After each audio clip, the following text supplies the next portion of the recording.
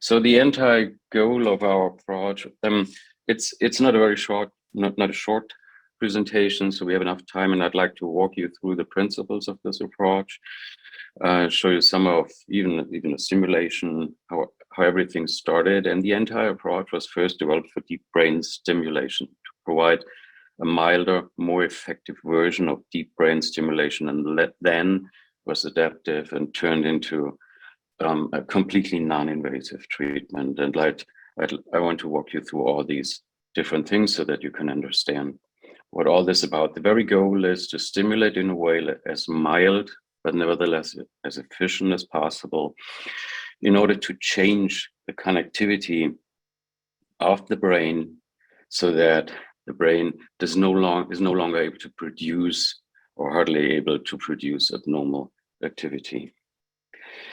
Parkinson's disease is characterized by abnormal neuronal synchrony.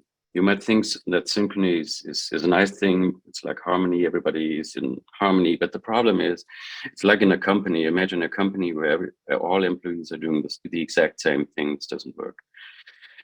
Different neurons are responsible for different information processing jobs. But if they're all working in synchrony, this causes massive functional impairments. And the other thing is that also connectivity, meaning the connections between neurons, are strongly impaired in Parkinson's.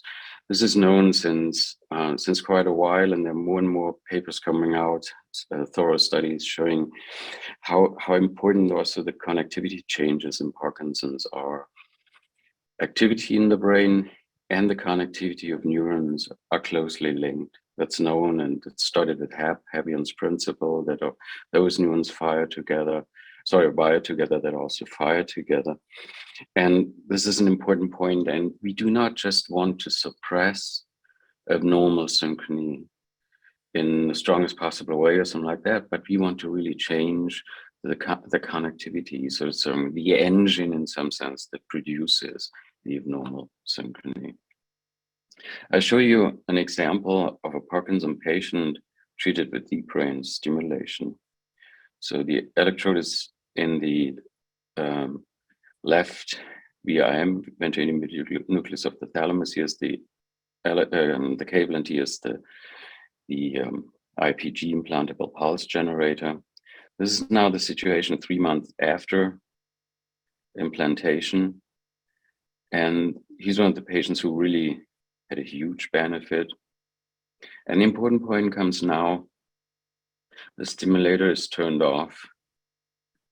And as you can see, there's no long-lasting effects. The effects come back immediately. That's very important. That's a typical feature of standard high-frequency stimulation. It's particularly pronounced in specific target areas like thalamus.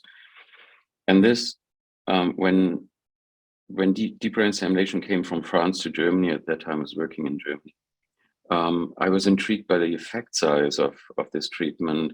But on the other hand, the way deep brain stimulation works is you have electrodes implanted, and you permanently 24/7 fire with a high frequency, meaning greater than 100 hertz, high frequency pulse train. This, to me, appeared to be sort of unnatural, artificial, since neurons don't talk to this in this way to each other. They fire spikes or single spikes or brief bursts or things like that. And what are the deep brain stimulation was a huge milestone and a huge improvement. Just for the technicians, I greatly appreciate if you could mute the other participants. There's lots of background noise. Thank you.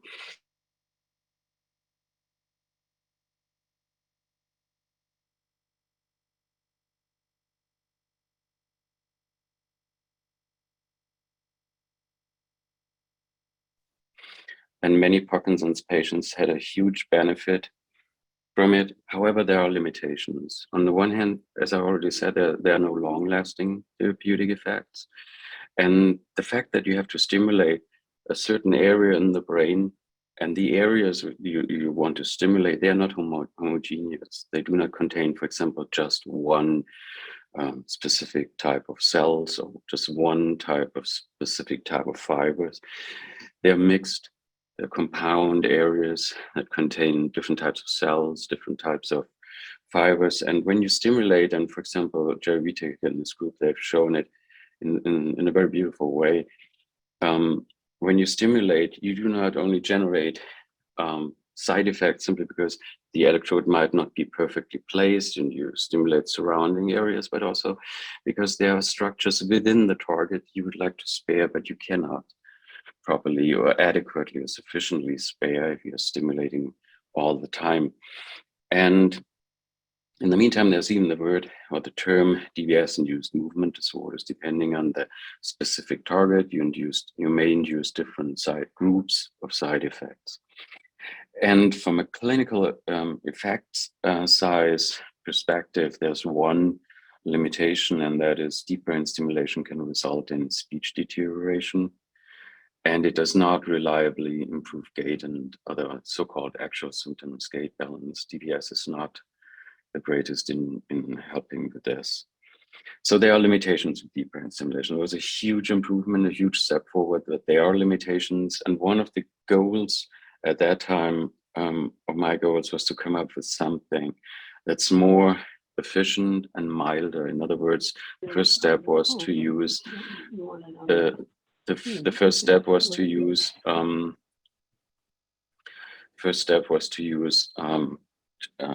or to design stimulation techniques that use just a little amount of current, but effectively counteract the abnormal activity. And the very important point here is you can do all sorts of things to synchronize brain activity. You can suppress it, you can inhibit it, you can induce artificial rhythms. What we want to do, and that's the fundamental goal, is we want to specifically counteract abnormal synchrony by desynchronization. So the neurons should go on and have to go on to be active, because only active neurons are able to unlearn, to change their connectivity patterns, to unlearn their abnormal connectivity. And this is very important. This was the major foundation of this approach. And then what's been shown, and I'll show you an example for this in a minute, and then I go to the experimental data. We studied this in great detail in neural networks, so computationally, theoretically. And what you see is that plastic neural networks that may change the strength of their connections, they can be in totally different stable states. Mathematicians or physicists call this multi-stability. So they can be for example, in a strongly connected, so these are the neurons, and these are the synaptic connections, just for sake of illustration. They can be strongly connected and produce strongly synchronized firing, but they can also be the exact same neurons, weakly connected, everybody doing its information processing jobs, so to speak, and in a desynchronized way. And this opens up a huge therapeutic chance, namely to move this network from its abnormal state, strongly connected, strongly synchronized state, to a desynchronized state. And this is the very goal that we have these neurons, and you might know this from physics or from chemistry, these potential landscapes, and this is just for the sake of illustration, the attractor space is a bit more complex. That you move the system from a pathological attractor with its pathological behavior and pathological connectivity to a more physiological attractor with this down-regulated connectivity and down-regulated synchrony. And we've developed a number of desynchronizing techniques at that time, and coordinated reset, it's a technique that we are further and further developing. There are many tiny things or details to tweak and improve and optimize. Coordinated reset turned out to be very robust, in particular for clinical applications. And the principle is the following. So these balls symbolize neurons, so it's a bunch of neurons. And let's first start with as I said, with the invasive situation, or the invasive condition, so deep brain stimulation. For deep brain stimulation, what you do is you implant an electrode, you check which contacts are the most optimal ones. And then you stimulate as strongly as possible until, and you increase the amplitude until you induce side effects, and then you just go below the side effect level. Coordinated reset is very different. You use a considerably weaker stimulation amplitude and you stimulate at different sites at different times. So prior to the stimulation, all of the neurons are in synchrony. And since you're stimulating at different times at different sites, they get out of phase. These different clusters, these different subpopulations get out of phase. And in this way, you disrupt synchrony. You cause these cluster states. These are sequentially delivered coordinated reset stimuli. And then they typically run through a desynchronized state for a certain period of time. And this is how such a pattern for deep brain station stimulation pattern looks like. So the cycle length here is approximately, at that time, it was chosen to be the dominant period of the abnormal rhythm measured by means of the local field potential. And you see there's, on the one hand, there's a periodic backbone, we have cycles, and we have also some randomness. These sequences change. It's contact 1, 2, 0, and here 1, 0, 2, and so on. We do pauses in between. Pausing in general is very important for improving the learning. So 3 cycles on, 2 cycles off. Here the neural population is in a cluster state, and then we use the time until it takes until it slowly resynchronizes, so that we during this period of time do not have to stimulate. So in other words, we spare stimulation. We prevent from any unnecessary stimulation, and we provide the tissue, the new nervous tissue, also with the ability to do normal physiological information processing as much as possible.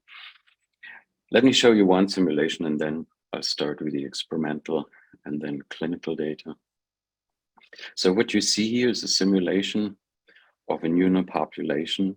So the y-axis here is the percentage of neurons firing per time unit, 20, 40, 60%. And we start stimulation, and this is standard deep brain stimulation. You see how nicely it blocks the neurons, and we stop it and they come back again. It's comparable to the video. And here, this is CR, coordinated reset. The abbreviation is CR, coordinated reset stimulation, this spatially sequential type of stimulation that only aims to disrupt but not to block neuronal activity.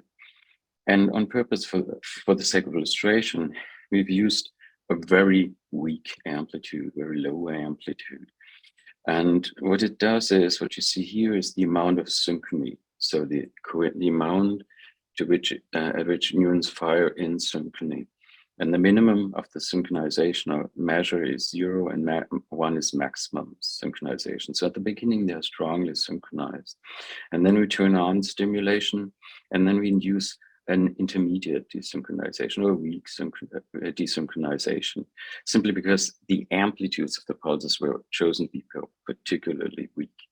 But nevertheless, you see how nicely it works. Of course, we do not immediately induce the desynchronization, but this intermediate desynchronization is sufficient in order to induce this process. And that's the very core mechanism of this stimulation approach. So what you see here, the y-axis, is the mean synaptic rate, so the strength with which the synapses, the neurons are connected to each other.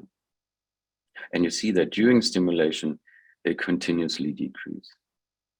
And that's the very point. So in other words, neurons get retrained. They unlearn abnormal synaptic connectivity. And that's our goal. We will really change the structure of the stimulated networks, and also not only the directly stimulated networks, but also networks that are important, that are within the circuits. And as you will see later on, these effects propagate through circuits. And after stimulation, we can completely turn off stimulation as soon as the synaptic weights are completely or sufficiently downregulated, and the desynchronized and the neural population has entered a more physiological firing mode without the abnormal synchrony. Now, this is how it looks like in MPTP monkeys. This is a typical 10 minutes. These are seconds, so 16-fold velocity. These these monkeys were rendered Parkinsonian by MPTP. MPTP is a neurotoxic substance that selectively destroys dopamine-producing cells. I did it together with Vasilis Meisner, Tumabo, and Yvonne Bézard, one of the leading groups at that time in the field. And after the MPTP treatment, monkeys are severely sick. They only have something like between 5 and 10% of dopamine producing cells left. So it corresponds to very, very, very late stage Parkinson's.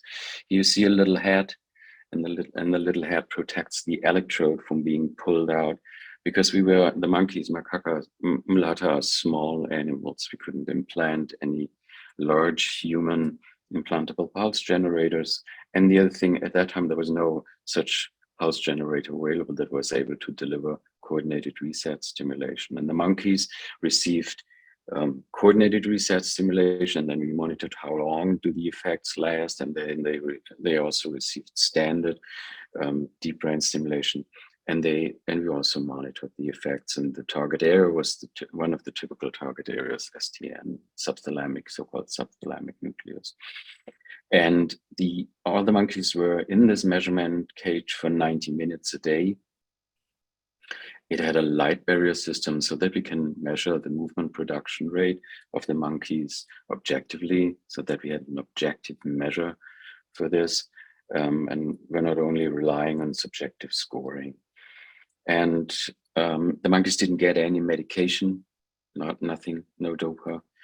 And we're typically in a very, very strongly affected and very late stage. And this is the same monkey now after 2 hours of stimulation. So 2 hours of stimulation, and then the monkey again was put into this measurement cage. And you see that the movement production is like in a normal monkey. So they behaved like in a normal. And the important point was, we did this 5 days in a row for 2 hours daily. So not much. So in total, it was only 10 hours stimulation. And the therapeutic effect lasted for a month. And that was the goal in some sense, or that was very super encouraging, simply because that was our goal, to stimulate only occasionally or regularly for a little amount of time, but nevertheless induce sustained and long-lasting relief. Because if we have these after effects, if we have these long-lasting effects, we do not need to stimulate permanently, and this automatically will lead to a reduction of the side effects. And by the way, this is also the reason why we can also do it non-invasively, because we do not need to stimulate permanently. In the meantime, it was reproduced by independently by a number of groups. And just briefly, these are the data, the mean, the average of all monkeys, and all these,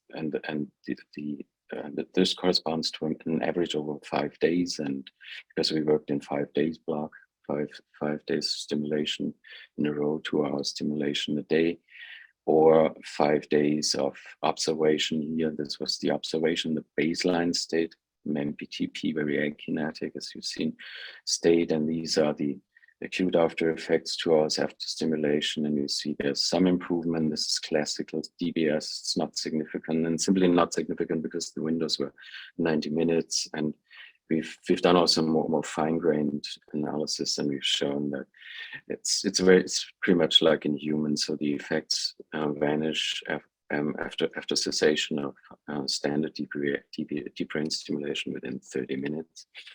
And then these are the first 5 days after this 5-day stimulation block, classical deep brain stimulation, and you see they're perfectly back to where they were before. They're perfectly back to baseline. And this is now SDR stimulation with this low and appropriate intensity of these stimulation pulses. They're just a third of the stimulation pulse, the amplitude of the used for standard deep brain stimulation. So it's really just a tiny bit of electricity we use for coordinated reset compared to standard deep brain stimulation. And you see this beautiful increases in the video, and you see the long-lasting effects up to a month. And this was the first study to demonstrate it as a proof of concept without any optimization of the parameters. And as I said, in the meantime, there are many groups who've shown comparable or who have confirmed these results and also shown even longer lasting effects. We've done this also in patients. At that time, there was no implantable pulse generator available that was able to deliver coordinated reset stimuli. And for this reason, we performed what's called an stimulation in externalized patients. Externalization is a standard procedure, and that means you implant the electrodes, but you do not yet implant the cable and the implantable pulse generator. And we stimulated through a very secure, very safe, portable stimulator that we developed together with a contract developer at that time. And we followed up the patients for 3 days, and we stimulated them two times 2 hours per day. And the question at that time was, on which time scale do these effects evolve? That's called the washing characteristics. Do we need days, hours, weeks, months in order to induce such changes, plastic changes in the affected brain circuits? Or and what we've seen is the following. And let me illustrate this by means of another video. So this is a 49 years old Parkinson patient. She's a right-sided patient, and she also suffered from a dystonia at that time for more than a year. She was, as a right-handed person, no longer able to use her right hand. She's not able to stretch her fingers. And this is post-operatively on the fourth day after surgery. And you see the full-blown symptoms, so the tremor, but also dystonia. We recorded muscular activity, brain activity, all sorts of activity in order to monitor what's going on. This is about 20 minutes after turning on stimulation. And you see that the symptoms are gone, and remarkably also as the dystonia, because dystonia typically takes a while to respond to deep brain stimulation. And remarkably, and this is the very effect, the very important message here. And this is now 1 hour after turning off stimulation. And you see that the effect persists. So from a clinical perspective, it's very different. The response characteristics is very, very different. And we recorded, also looked at the abnormal brain activity in the depth in the midbrain in the STN. So we recorded from the exact same electrodes that we used for stimulation. And this is shown here. These are the data from this particular patient. So what you see here, the x-axis is the frequency axis, and the y-axis is the spectral energy. So this plot tells you the spectral energy, to which amount do different rhythms contribute to the signal. And this is before stimulation. So we have this pronounced tremor-related 5 hertz, about 5 hertz peak, and the akinesia and rigidity-related so-called beta band peak. And this is after, in total, 4 hours stimulation, 2 times 2 hours stimulation, and then turning the stimulation off for 1 hour. So 1 hour after the last stimulation session, and you see that these peaks are gone. And this is very, very different to what we know from standard deep brain stimulation. For example, Andrea Kühn and others have shown this in great detail. If you turn off clinically effective deep brain stimulation, this peak comes back within 12 seconds. And it makes a huge difference if you desynchronize and reshape the network, or if you just suppress a rhythm without relevant or significant change of the network structure. And just briefly, this is how it looked like. These were the first 6 patients. They were akinetic or equivalence type without any medication. So they were off the entire 3 days and tolerated it super well. They were doing really great, as you see in a minute.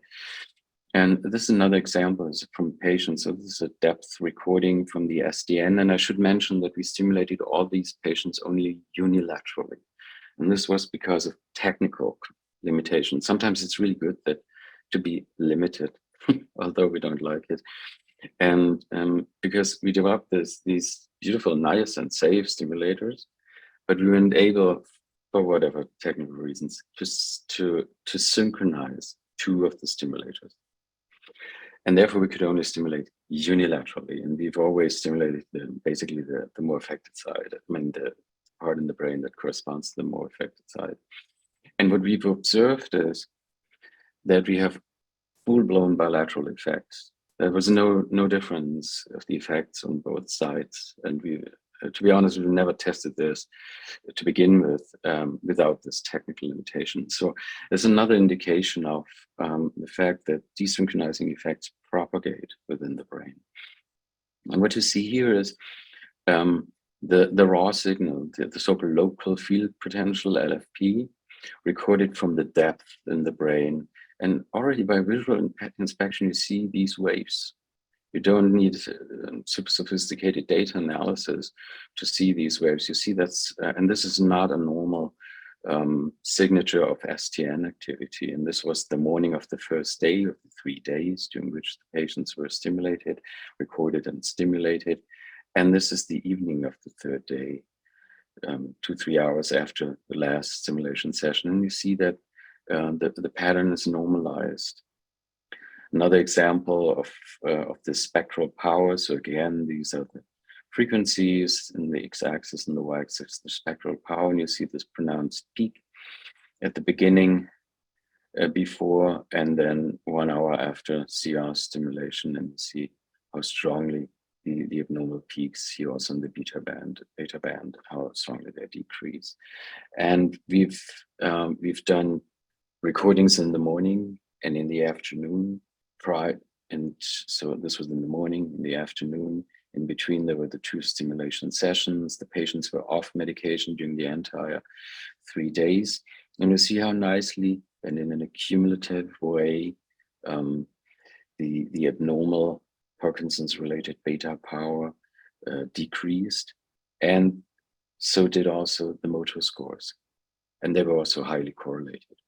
Those patients with the strongest decrease in the power had the strongest improvement in motor scores. So you already, and the score improvement was quite substantial and super encouraging already in 3 days, a substantial decrease on average. This is beautiful. And now, as you can imagine, I needn't tell you that, of course, it would be lovely to have something like this, an effective treatment like this, without the need for any surgeries. In other words, a non-invasive stimulation. That's our goal. And the computational, all this is very much computationally driven math. We use lots of mathematics and physics for this. We do simulation studies. I showed you one simulation before. And the computational prediction was we should be able to do this non-invasively too. And this is because inducing a so-called phase reset means you stimulate a rhythmically active neuron and you restart its rhythm. You do not stop it, you do not block it, you do not induce whatever weird firing patterns or so. But the only thing, think of, for example, somebody walking along a hallway, and then you provide the person, the subject, with a certain signal, and then the subject starts with a new phase, so to speak, stride phase. And in the 1980s, there were a couple of fundamental studies showing that the phase reset of a rhythmically active neuron, maybe firing might be bursting mode neuron, is a very, very robust thing to achieve. No matter whether you stimulate the axon, so the cable, the output cable of the neuron, or whether you stimulate the soma, the central part, also containing some of the most important processing parts of the neuron, and the dendrites. No matter where you stimulate, and no matter whether you stimulate electrically or thermally, with heat, for example, stimuli, chemically or optically. This is a very fundamental response property. It's very well understood from a biophysics standpoint. And this is what we use. This is our general or fundamental core mechanism. So we just want to control the timing pattern of the discharges of the neurons. We do not want to block them. We do not want to inhibit them or something like that. These are not massive changes. These are subtle changes, but the results, we aim at resulting massive changes. So the intervention is weak, but the goal of it is to have massive consequences of a weak intervention. Now, there's a beautiful series of papers by Lenz's group, and this is a US-based neurosurgeon, and they've done a series of studies in Parkinson patients with essential tremor, with dystonia, chronic stroke. And what they've done is they've characterized different brain areas in the depth of the brain. So the patients during electrode implantation, they recorded from specific brain areas, for example, from the so-called thalamic somatic sensory nucleus, the ventral caudal, there are different nomenclatures, ventral caudal, the so-called VC nucleus, which is the main hub, input hub for proprioception. So whenever you touch something, touch an object, or whenever somebody moves you yourself move a certain limb, then the information about the touch or the information about the moving limb goes into this specific area. And what they did was they vibrated in different parts of the body, for example, face, hand, all sorts of places. And what they have observed in a very reliable and reproducible way is that these neurons respond by means of phase locking, by means of, in other words, their firing pattern is determined by the vibration. So assume this is, for example, the sine wave, the vibration pattern, then a single neuron fires, for example, when the sine wave is as it's at its maximum and not at its minimum. And this is shown here. This is the so-called cycle histogram. So the x-axis is one cycle of the vibration, and the y-axis shows you the histograms. In other words, how often does this particular neuron fire whenever the phase of the cycle is 0, close to 0, in between, or someplace else. And let's assume there's no relationship between the peripheral vibration and the firing of these very important neurons. What we'd expect is a noisy flat line. So no relationship at all. But what we see is this beautiful peak. In other words, there's tendency, a strong and pronounced tendency of this neuron to fire at a specific phase. And this is what we use. So in other words, our goal is to use vibration to determine the discharge times of specific subpopulations, very small neural subpopulations in the brain. And why do we do fingertip stimulation? And that's because different parts in the body have different cortical representations.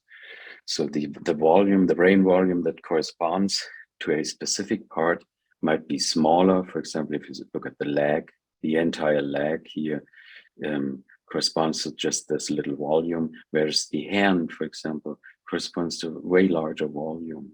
And this is illustrated by means of this so-called homunculus. In other words, although the fingertips constitute only a very small portion of the entire surface of the skin, nevertheless, the brain area that we stimulate is comparably large, disproportionately large. And we know from different types of studies, computational, preclinical, clinical, that the desynchronizing effects propagate from one hub to the other in the brain And therefore, the goal was to find a good entry point into the brain in an area that's heavily involved in Parkinson's activity. And this is the same holds, by the way, for the motor cortex, the same homunculus type of organization.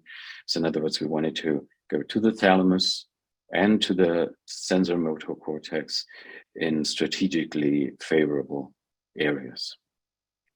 We've developed together at that time with engineering acoustics a prototype, and the prototype glove with 4 channels for 4 fingers that the thumbs were spared.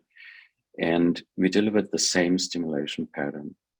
So it's the exact same thing as, basically the exact same thing as for the electrical deep brain stimulation. The only difference is that we replaced electrical bursts by vibratory bursts. So this thing here, this bar corresponds to a 250 hertz vibratory burst.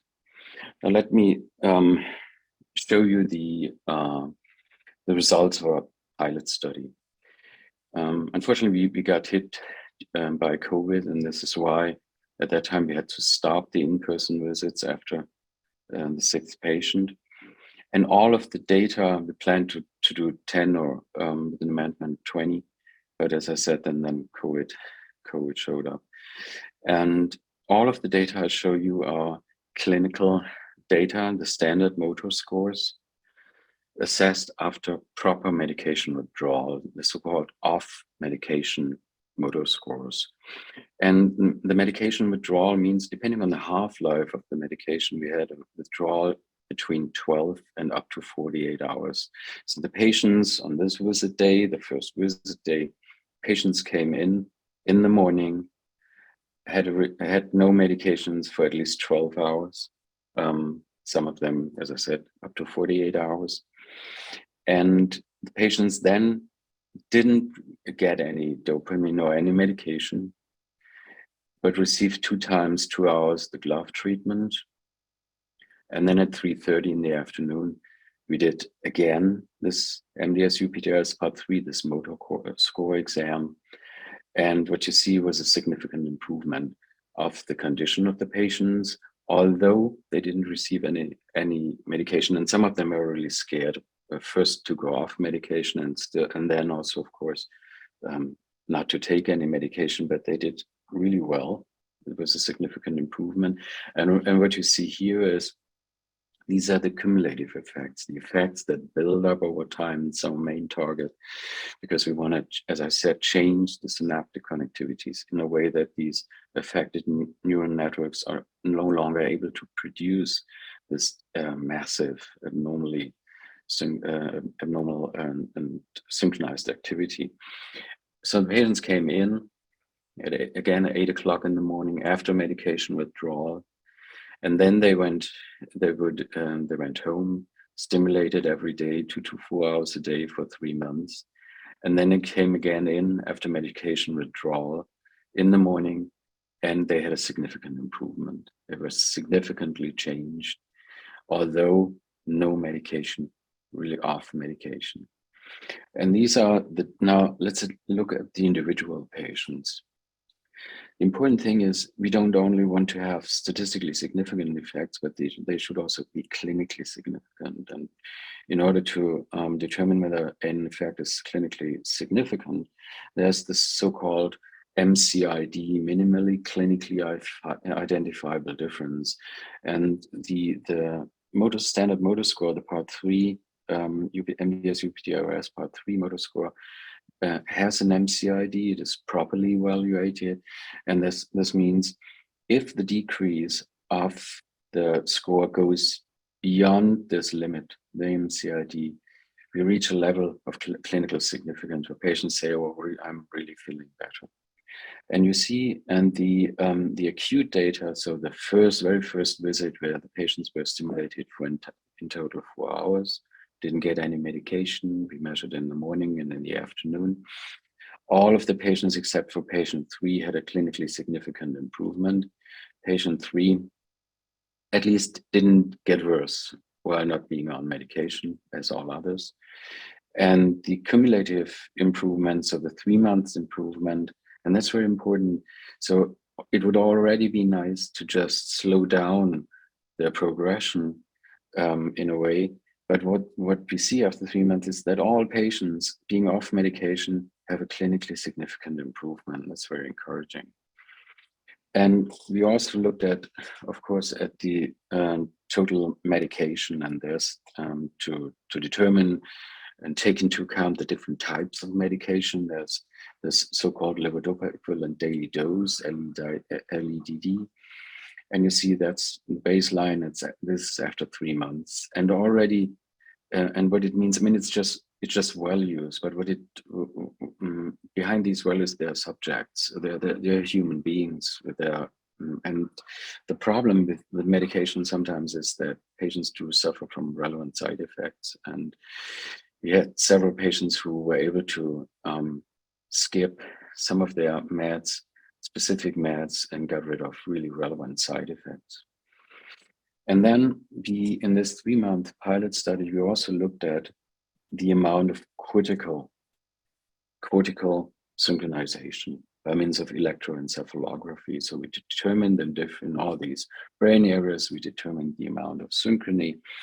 And since the number of patients was not huge, we focused on the sensory motor cortex. So the primary motor cortex is here, the primary sensory cortex is here. And the data of all of these patients was projected. It's a standard procedure, projected onto the Montreal reference brain, Neurological Institute reference brain, the MNI brain.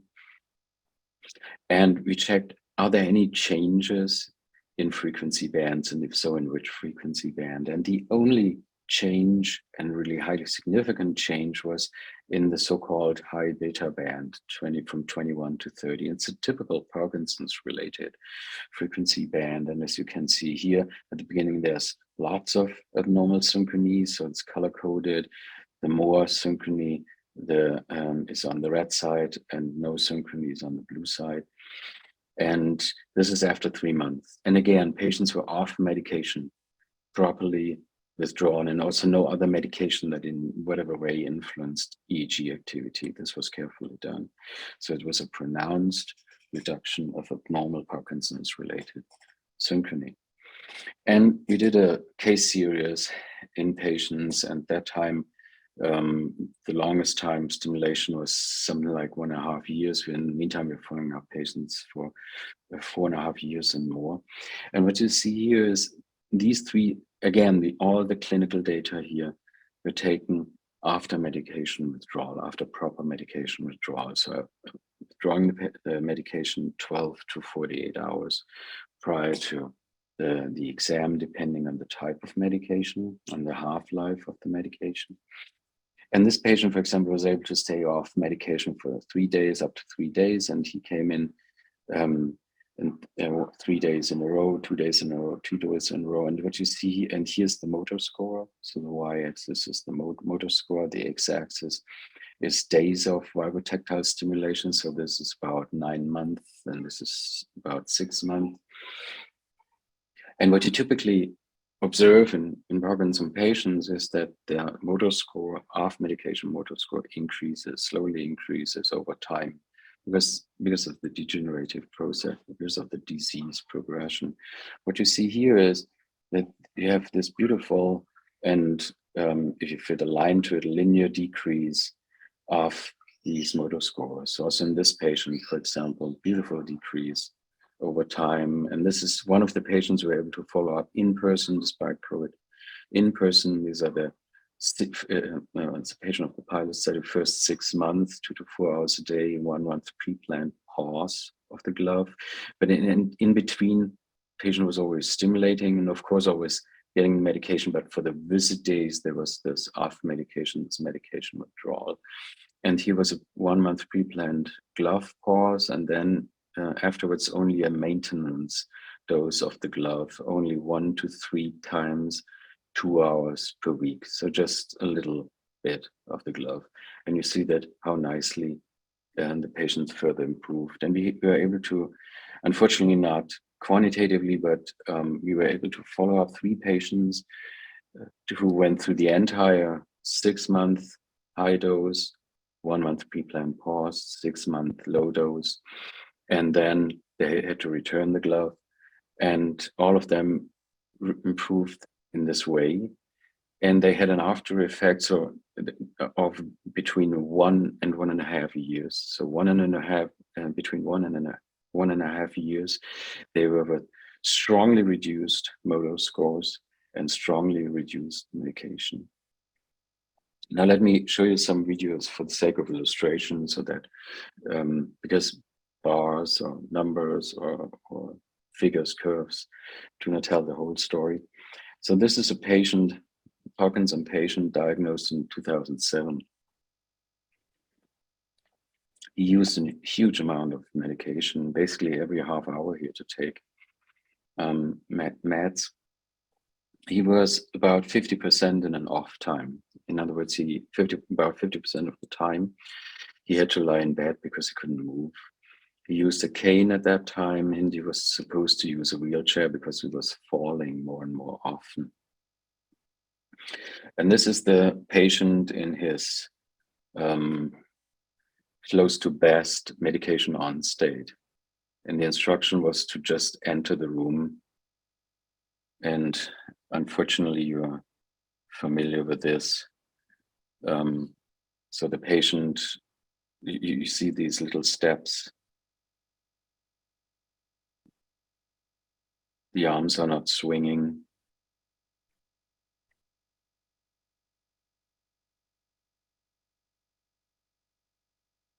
There's no facial expression.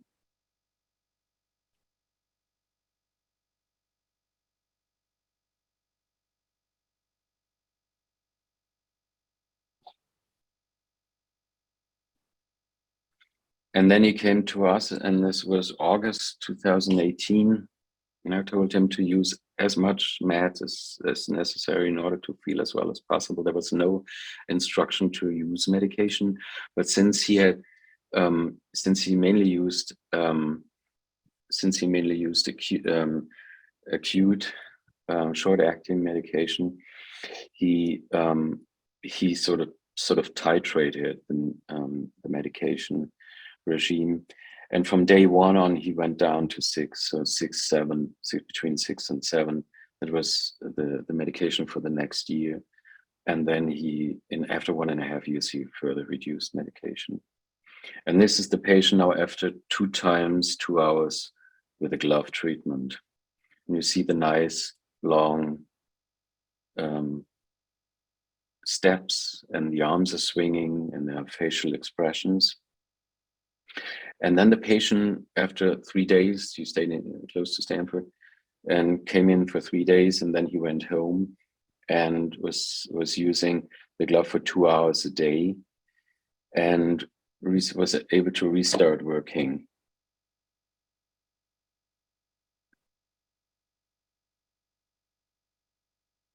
See the nice gait. And the totally surprising finding already in this one of the very first patients was that, and that's what all of our patients with pronounced olfactory impairment or pronounced problems with smell and taste reported to us, that their sense of smell and taste came back. So he was cooking pre-Parkinson's. He loved to cook for the family on the weekends. And then he was no longer able to do that, because without smell and taste, you can't probably cook. And then he after a relatively short period of time, was able to cook again. Another patient of ours, for example, reported that he was on a regular basis. We didn't examine this, to be perfectly honest, simply because we didn't expect such an effect. And so we weren't prepared to systematically examine it, but of course we noted it with delight. And one patient, for example, was on a regular basis in his Parkinson's clinic, was administered a Pennsylvania smell test. It's about 40 different odors, and you have to identify these odors and do a multiple choice test. And he was, for a long period of time, was only detect one of these odors. That was wood fire. And after 3 months of glove treatment, he was able to detect all of them. question is, how is this possible? Are there central components? So might the desynchronization also be possible to enable or improve the information processing, or potentially might also a massive change of activity, might it also have some impact on metabolic and degeneration related processes? These are massively interesting and super important questions, and we are in the process of preparing everything to address these questions. But in any case, it's very encouraging. And then in November 2018, this patient, he was never a runner before. He was running his first New York Marathon.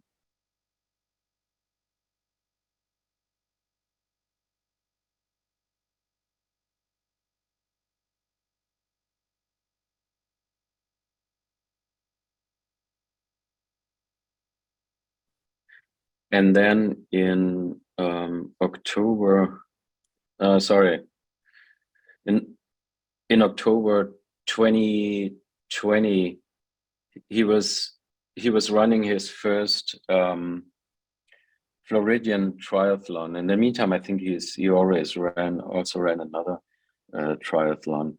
And the important point is these are more than 4 years, and he's really doing well. So it's not just a short effect, and and that's quite remarkable. So he did not deteriorate not at all, and he used the glove. After 1.5 years, he used the glove only for about 1, 2, or 3 times for 2 hours a week, not much. This is another patient, early onset patient, diagnosed at the age of 27.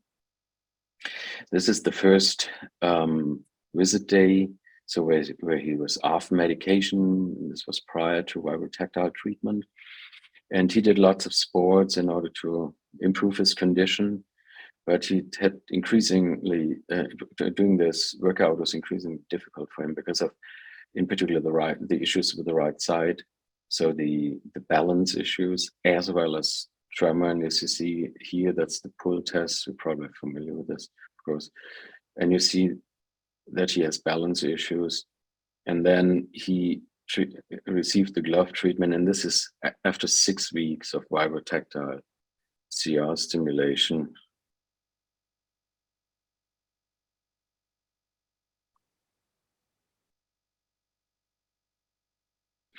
And here's another patient, and this is to illustrate that patients, so far we've done a one-size-fits-all type of treatment.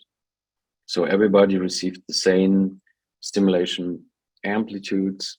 Sometimes in some patients we reduced them a bit over time, but they were not personalized. We're currently developing a fantastic next generation device, which is really able to take into account all the physiology and enable us to also really leverage the entire potential of the math and physics behind it in a significantly greater way, because everybody is different.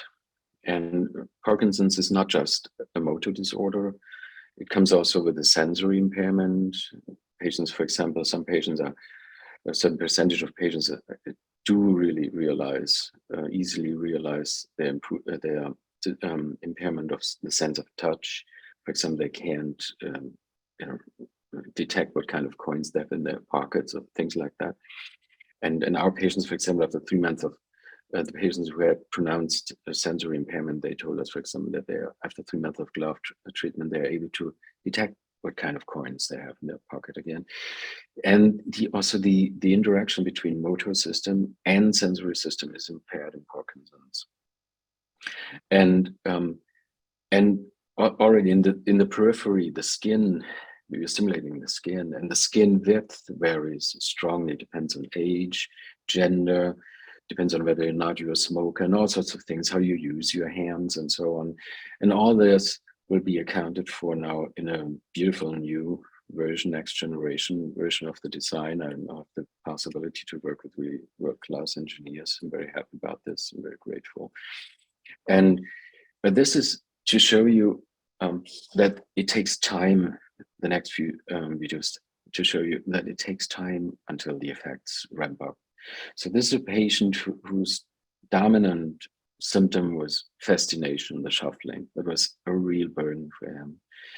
He, in this video, it's the first visit in the morning, he was off medication, but also on medication. It was really, really difficult for him to walk properly. So, and he's just instructed to leave the room and walk along the hallway and then turn around.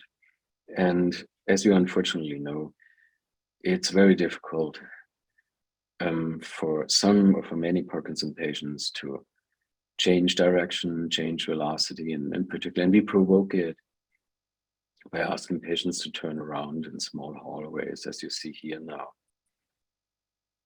And sometimes it was very difficult for the patient to get back into a smooth mode of walking. And as you can see here, it's a more an abrupt type of jogging-like motion. And then he came to us, and this was the 3 months visit, again off medication. That's the reason, and that's why I show this video. It's important to examine patients off medication, because he told us he was very happy because the shuffling was basically completely gone when he was taking his meds in the normal way. He also had reduced the meds already to some extent, and he was happy. That's nice. But we really want to understand what's the patient's condition without medication. And you see in this video, so this was in the morning after his medication withdrawal, and the patient was walking, and you see he already improved, but still the right arm is not properly swinging. And then when he was asked to turn around, he still shuffles way less than before. Of course, significant progress, but he was not yet there, so to speak. As you again can see that the right arm is not properly swinging. And this is what he sent me after 5 months. He became friends with the other patient you've seen before.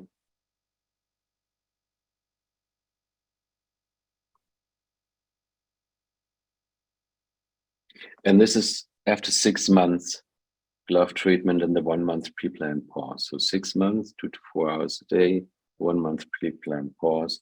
And this is